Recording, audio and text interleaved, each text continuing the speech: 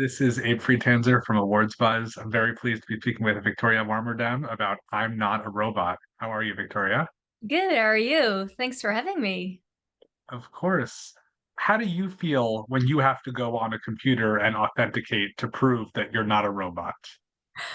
I'm getting nervous all the time because, the idea of the film was sparked by me not getting through those CAPTCHAs. So now, I'm still sometimes failing at that. And it's funny because there's also this CAPTCHA where you have to like fill in like sort of decipher like letters and numbers. That's even worse. That's even more difficult. And conscious I'm refreshing that all the time. But yeah, it's still difficult. They're definitely not quite as easy as they're supposed to be, but I remember watching the show Upload, where they had, an artificial intelligence, assistant who basically just came up to one of those and he didn't know what to do, and I appreciated the visualization of that. But I like how in this film it's just so like straightforward. It's like I can't figure this out. Call up. Have you considered that maybe you're not actually human? And I'm curious how that came about. How where the conception of this idea was. Um, well, as I said, it was just me not getting through those CAPTCHAs, and then I thought, okay, but how would that transpire, And I sort of like the idea of, getting this service on the phone, which is also super annoying. Like the CAPTCHA, it's like this bureaucratic thing, and it's also so this mundane thing that's, is like this daily annoyance. And then she goes through this questionnaire, which is also very familiar to me because I'm a bit of a hypochondriac. So sometimes I end up doing those questionnaires. So this questionnaire was also based on uh these types of questionnaires. And it's funny because I think that was one of the first challenges of making this film, because at first, in the script, you really want to make that interesting, of course, because you want to draw people into the film. And usually things on screen are not the most exciting thing to show. So first I had to figure out that whole questionnaire online thing. Then we had to actually make it, and it was so difficult because as a filmmaker, as a control freak, I really like to be on top of things, but um, I don't actually realize all the time that I have to think about everything. So we had to like design the whole questionnaire and the captchas, and I wanted that to be accurate and like a real-time thing. So the extras could really click on all the different things and all the questions and things like that. And but it was so hard to like, it took us weeks to design the whole thing and to like pick the right pictures for the captchas. And and also, even when we were in the edits, I think that took us the longest time to make that sequence work. So yeah, I'm always surprised with every new film that I make, like, and it sounds naive, but how much work it is, because everything is intentional and everything, like, most of those things you have to make them from scratch. So yeah, that was quite a journey. I appreciate that commitment to detail, and I think it's also emblematic of the fact that, like, we think this should be easy. You're human, just prove it, no problem. But it actually is a lot more complicated. And what I think I like most about this film is that in a lot of other cases, you would call up and there'd be mystery about what's actually going on. How, what's really happening. And in this case, it's like here's exactly what's happening, and the mystery instead is how could I not have realized this entire time that I wasn't human? And where does that just take you? That those whole thoughts, how much did you process the meaning behind that kind of thing? Well, I think this whole, that realization, it touches this fear of mine of like someone, or like maybe even all the people around me, telling me someday that the world is not what I thought it was. And there's this sort of Truman Show kind of aspect to it that I found that really, really eerie. Um, so yeah, I think that's where it stems from. Yeah. But there definitely is a sense of humor that this film, dark as it may be, has. What was the balance that you wanted to have with that to make sure it was funny, but also like appropriately frightening? Yeah, well, I think that was an organic process because, I did it in my previous films as well, like to sort of start with this mundane thing, initial thing, and then, turn it into something dark and funny and absurd. I think that's just how my brain works. But yeah, I I think the challenge in this film specifically was because my two previous shorts are more comedy, and I wanted to challenge myself to put in a little bit more, drama and like seriousness. So I was actually really nervous about that part, and also even in because the film started out as a comedy, but then turns into this existential drama. And I remember shooting that and watching the monitor, and usually I feel when something is funny or not, and like how to sort of like adjust in timing and stuff. But with drama, it's a little different. So I was a bit nervous about that. But I think the sort of way to do it is just feel if you're, yeah, like if you have to laugh or not with comedy. Like you can feel if it's provokes emotions. So in the end, it was not that different from doing comedy. Yeah.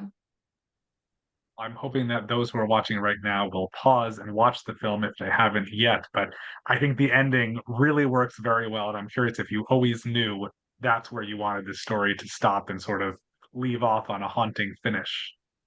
Yeah, well, for people who haven't seen it, you can see it at the New Yorker YouTube channel, Screening Room.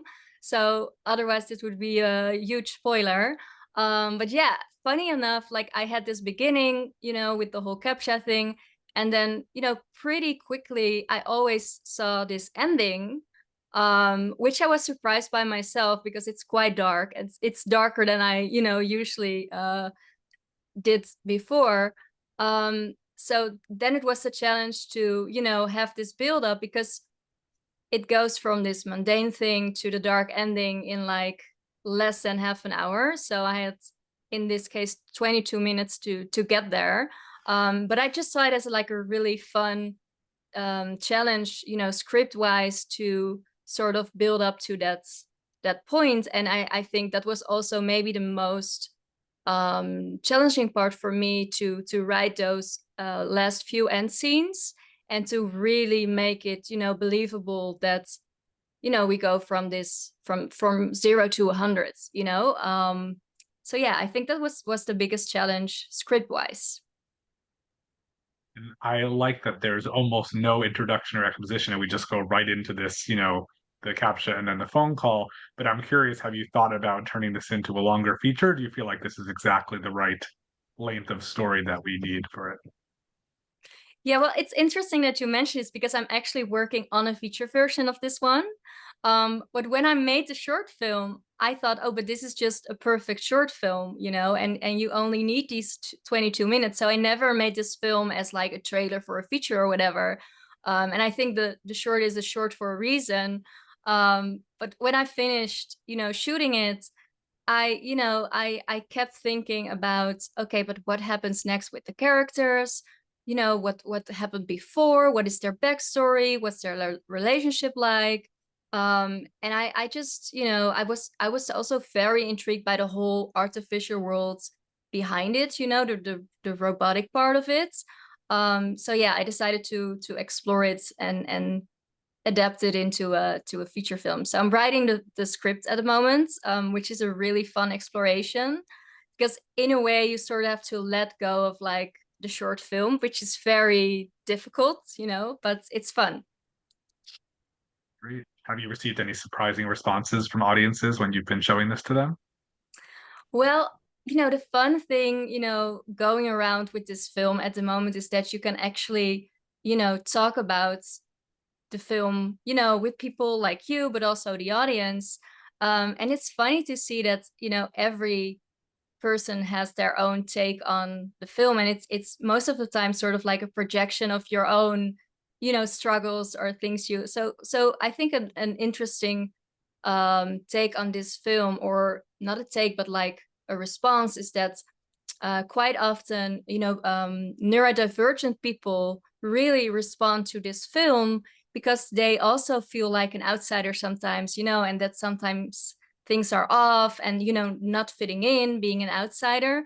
And I'm really moved by that take because I have two brothers that are also neurodivergent. So I feel like, um, to for those people to relate to this, like that's something that's really close to me.